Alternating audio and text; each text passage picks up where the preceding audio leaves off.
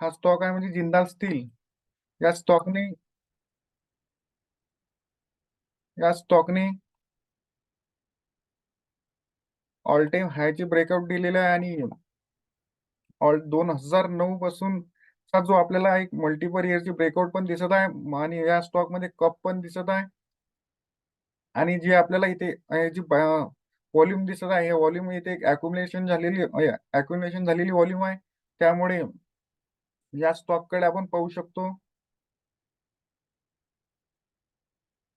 आणि आपल्याला जो हा एक नेकलाईन एरिया आहे, नेकलाईन एरिया आपल्याला एक मस्त एक मस्त एक ब्रेकआउटने दिसत आहे.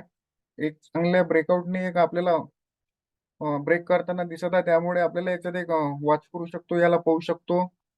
डेली वरती पण आपण पाहिले तर बऱ्याच दिवसापासून हा नेकलाईन एरियावर ती वर्क करत होता. बऱ्याच दिवसापासून हा जो स्टॉक आहे हा नेकलाईन एरियावरती आपल्याला एक कन्सॉलिडेशन करताना दिसला आणि आता कुठेतरी या स्टॉकने त्या नेकलाईन नेकलाईनला ब्रेक केले आणि आपण या स्टॉककडे पाहू शकतो. आपण या स्टॉकला कशी ट्रेड करू हे आपण पाहू. तर आपला जो सेटअप आहे फ्रेंड, हा सेटअप आहे इनसाइड बार सेटअप आहे. तर आपल्याला काय पाहिजे, आपल्याला पाहिजे या हे जे नेकलाईन आहे, नेकलाईनच्या एक तर वरती पाहिजे इनसाइड बार, एक तर खाली इनसाइड बार पाहिजे.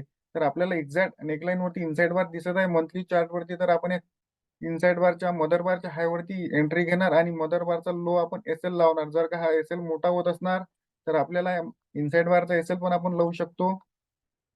तर या स्टॉकला आपण पाहू शकतो, या स्टॉकला वॉच करू शकतो. हे माझं एक रेकमेंडेशन नाही आहे, हे माझं फक्त एक पर्सनल व्ह्यू आहे, माझं पर्सनल अनालिसिस आहे.